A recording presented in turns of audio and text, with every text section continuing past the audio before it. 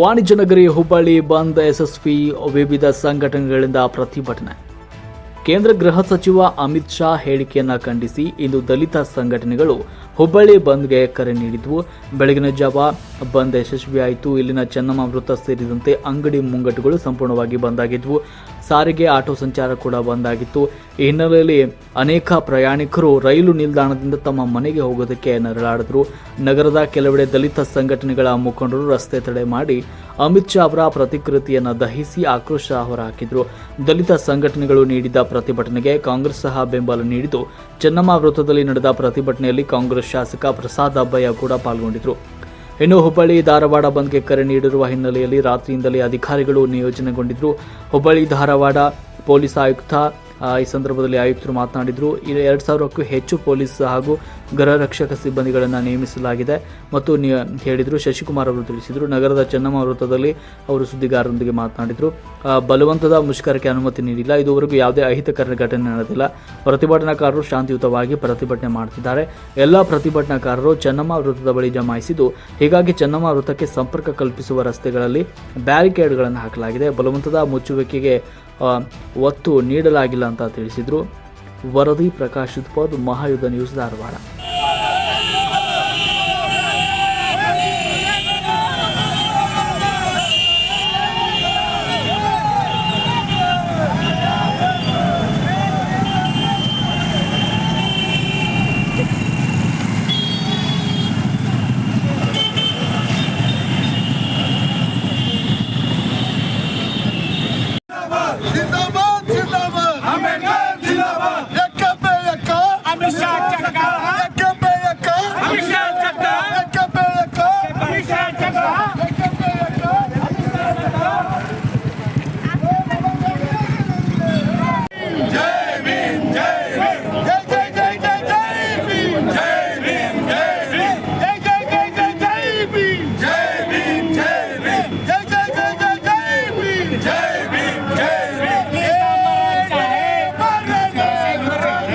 इडली सांबर अच्छा है, अमित शाह लुच्चा है, इडली सांबर अच्छा है, अमित शाह लुच्चा है. आवाज दो महान मानवतावादी डॉक्टर बाबासाहेब अंबेडकर ಅವರಿಗೆ, ಸಂವಿಧಾನ ಶಿಲ್ಪಿ ಡಾಕ್ಟರ್ ಬಾಬಾಸಾಹೇಬ್ ಅಂಬೇಡ್ಕರ್ ಅವರಿಗೆ.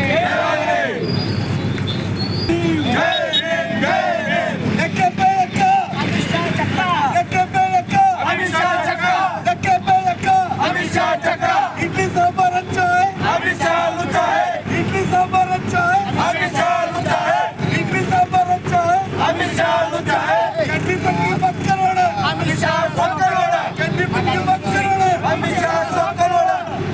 ಬಲಾರ ಬಾಲ, जय भीम बोलो, बलार बोलो, जय भीम बोलो, बलार बोलो. जय भीम बोलो. जब तक सूरज चांद रहेगा, बाबा तेरा नाम रहेगा, जब तक सूरज चांद रहेगा, बाबा रहेगा. बाबा तेरा नाम रहेगा. ದಲಿತರನ್ನು ಸುಟ್ಟ ಬೆಂಕಿ, ದೇಶವನ್ನೇ ಸುಡುವುದು, ದಲಿತರನ್ನು ಸುಟ್ಟ ಬೆಂಕಿ, ದೇಶವನ್ನೇ ಸುಡುವುದು, ದಲಿತರನ್ನು ಸುಟ್ಟ ಬೆಂಕಿ. ದೇಶವನ್ನೇ ಸುಡುವುದು. ಡಾಕ್ಟರ್ ಬಾಬಾಸಾಹೇಬ್ ಅಂಬೇಡ್ಕರ್ ಅವರಿಗೆ, ಜಯವಾಗಲಿ, ಡಾಕ್ಟರ್ ಬಾಬಾಸಾಹೇಬ್ ಅಂಬೇಡ್ಕರ್ ಅವರಿಗೆ. ಜಯವಾಗಲಿ. ಪ್ಯಾರ್ ಸೆ ಬೋಲೋ, ಪ್ಯಾರ್ ಸೆ ಬೋಲೋ, ಜೈ ಭೀಮ್ बोलो, जय भीम बोलो, ಪ್ಯಾರ್ ಸೆ ಬೋಲೋ, ಪ್ಯಾರ್ ಸೆ ಬೋಲೋ. जय भीम बोलो, जय भीम बोलो.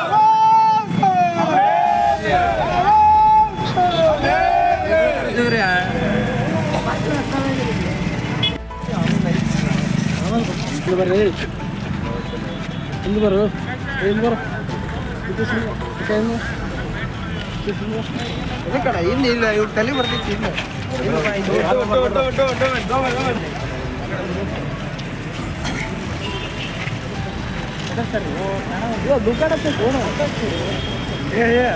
ಕ್ಯಾಮ್ರಾ ತಗ ಮಾಡ್ರಿ.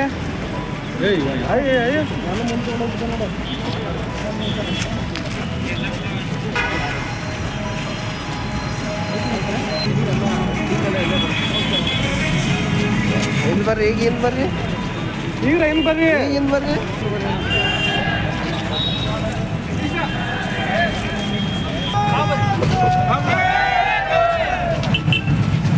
ಅಣ್ಣ ಸ್ವಲ್ಪ ಸೈಡ್, ಅಣ್ಣ ಸ್ವಲ್ಪ. जिंदाबाद जिंदाबाद अंबेडकर जिंदाबाद.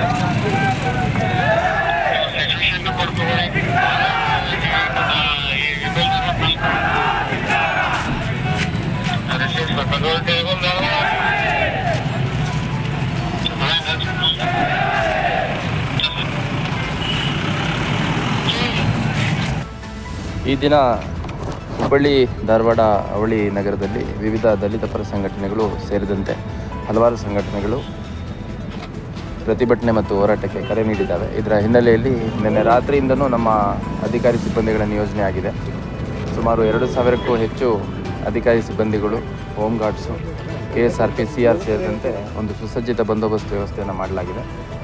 ಮತ್ತು ಇವತ್ತು ಬೆಳಗ್ಗೆ ಸುಮಾರು 4:30-5 ಗಂಟೆಯಿಂದ ಕೂಡ ನಮ್ಮ ಅಧಿಕಾರಿ ಸಿಬ್ಬಂದಿಗಳ ನಿಯೋಜನೆ ಆಗಿದೆ. ನಾನು ಈಗಷ್ಟೇ ಧಾರವಾಡ ಮತ್ತು ಹುಬ್ಬಳ್ಳಿ ಎರಡೂ ನಗರಗಳಲ್ಲಿ ರೌಂಡ್ಸ್ ಮಾಡಿದಂಥ ಸಂದರ್ಭದಲ್ಲಿ ಬಸ್ಗಳು ಓಡಾಟ ಕಾಣ್ತಾ ಇಲ್ಲ. ಅದೇ ರೀತಿ ಶಾಲಾ ಕಾಲೇಜುಗಳು ಕೂಡ ಓಪನ್ ಇರುವಂಥದ್ದು ಇಲ್ಲಿವರೆಗೂ ಕಂಡು ಬಂದಿಲ್ಲ. ಮತ್ತು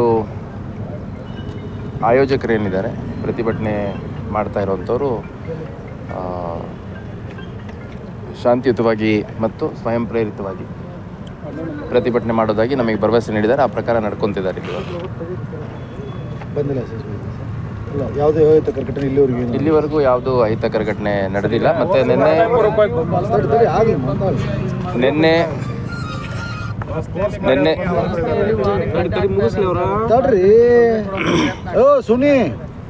ನಿನ್ನೆ ಸಂಜೆ ಹುಬ್ಬಳ್ಳಿ ಮತ್ತು ಧಾರವಾಡ ಎರಡೂ ನಗರಗಳಲ್ಲಿ ಪ್ರತ್ಯೇಕವಾಗಿ ಯಾರೀ ಒಂದು ಪ್ರತಿಭಟನೆಗೆ ಕರೆ ಕೊಟ್ಟಿದ್ದಾರೆ, ಆ ಕರೆ ಕೊಟ್ಟಿರುವಂಥವ್ರನ್ನ ಕರೆಸಿ ನಾನು ಕೂಡ ಸಭೆ ಮಾಡಿದ್ದೇನೆ. ಅಲ್ಲಿ ಭಾಳ ಸ್ಪಷ್ಟವಾಗಿ ಸ್ವಯಂ ಪ್ರೇರಿತವಾಗಿ ಮತ್ತು ಶಾಂತಿಯುತವಾಗಿ ಪ್ರತಿಭಟನೆ ಮಾಡಲಿಕ್ಕೆ ಸೂಚನೆ ನೀಡಲಾಗಿದೆ. ಆ ಪ್ರಕಾರ ಎಲ್ಲ ನಡ್ಕೋಬೇಕಾಗಿದೆ. ಅಲ್ಲ ಸರ್, ಈಗ ಗಾಡಿಗಳದ್ದು ಹವಾ ತೆಗೆಯೋದು ಆಮೇಲೆ ಒತ್ತಾಯಪೂರ್ವಕವಾಗಿ ಬಂದ್ ಮಾಡೋದು ಆ ಥರ ಎಲ್ಲ ಮಾಡ್ತಾರೆ. ಸಿಬ್ಬಂದಿ ಎದುರಿಗೇನೆ ಅದು ಮಾಡ್ತಾ ಇದ್ದಾರೆ ಸರ್, ಹವಾ ತೆಗೆಯೋದು ನೋಡ್ತೀನಿ, ನನ್ನ ಗಮನಕ್ಕೆ ಬಂದಿಲ್ಲ. ಇಮಿಡಿಯೇಟಾಗಿ ಕಲ್ಲು ಕೋಲು ಎಲ್ಲ ಅಲ್ಲ ನೋಡ್ತೀನಿ. ಅದು ದಟ್ ಈಸ್ ನಾಟ್ ಅಕ್ಸೆಪ್ಟಬಲ್. ನಮ್ಮ ಅಧಿಕಾರಿಗಳಿಗೆ ಈಗಷ್ಟೇ ಮಾತಾಡ್ತೀನಿ. ಸರ್, ಈಗ ರಸ್ತೆಗಳಿಗೆ ಬ್ಯಾರಿಕೇಡ್ ಹಾಕಿದಿರಲ್ಲ, ಅದೇನು ಸೇಫ್ಟಿಗೆ ಹೆಂಗೆ? ಎಲ್ಲಿ ಎಲ್ಲ ಕಡೆ ಸ್ಟೇಷನ್ ರೋಡು ಈ ಕಡೆ ಎಲ್ಲ ಬ್ಯಾರಿಕೇಡ್ ಹಾಕಿ. ಅಲ್ಲ, ಇವಾಗ ಏನಾಗುತ್ತೆ, ಏನು ವಾಹನಗಳ ಸಂಚಾರ ಆಗ್ತಾ ಇರುತ್ತೆ ಅದನ್ನಂತೂ ಫೆಸಿಲಿಟೇಟೇ ಮಾಡೋದು ನಾವು, ಅದನ್ನೇನು ನಿಲ್ಲಿಸುವಂಥದ್ದೇನಿಲ್ಲ. ಮತ್ತು ಅಲ್ಲಲ್ಲಿ ಬ್ಯಾರಿಕೇಡ್ ಹಾಕೋ ಉದ್ದೇಶ ಅಂತಂದರೆ ಏಕಾಏಕಿ ಯಾರಾದರೂ ಗುಂಪಾಗಿ ಬಂದು ಅಲ್ಲಿ ಯಾವುದೇ ರೀತಿಯ ಅಹಿತಕರ ಘಟನೆ ನಡೀಬಾರ್ದು ಅನ್ನೋ ಕಾರಣಕ್ಕೆ ಬ್ಯಾರಿಕೇಡಲ್ಲೆಲ್ಲ ಹಾಕಿರ್ತಾರೆ. ನಾನು ಪರಿಶೀಲನೆ ಮಾಡ್ತೀನಿ. ಅದೇನು ರಸ್ತೆ ಕೆಲವು ಸೂಕ್ಷ್ಮ ಪ್ರದೇಶಗಳಲ್ಲಿ ಹೆಚ್ಚಿನ ಬ್ಯಾರಿಕೇಡನ್ನು ಹಾಕ್ಕೊಂಡಿರ್ತಾರೆ, ಅದು ರಸ್ತೆಗೆ ಹಾಕಿ ಯಾವ ರೀತಿ ಕೋಆರ್ಡಿನೇಟ್ ಮಾಡ್ತಿರುತ್ತೆ ನೋಡಿ ನಾನು ಪರಿಶೀಲನೆ ನಮ್ಮ ಸರ್ಕಲಿಗೆ ಬರೋ ಎಲ್ಲ ರಸ್ತೆಗಳಿಗೂ ಬ್ಯಾರಿಕೇಡ್ ಹಾಕಿದ್ದಾರೆ ಸರ್. ಅದರಿಂದ ಈ ಕಾರ್ಗಳು ಬರೋದಕ್ಕೆಲ್ಲ ಓಡಾಡೋದಕ್ಕೆಲ್ಲ ಎಲ್ಲಿ ಎಲ್ಲ ಸುತ್ತಮುತ್ತ ಅಂದರೆ ಎಂಟ್ರಿ ಆಫ್ ದಿ ಸಿಟೀಸ್ ಇರುವಂಥದ್ದು ಗೊತ್ತಾಯಿತು. ಹಾಸ್ಪಿಟಲ್ ಹೋಗೋರು ತೊಂದರೆ ಆಗ್ತದೆ ಸರ್.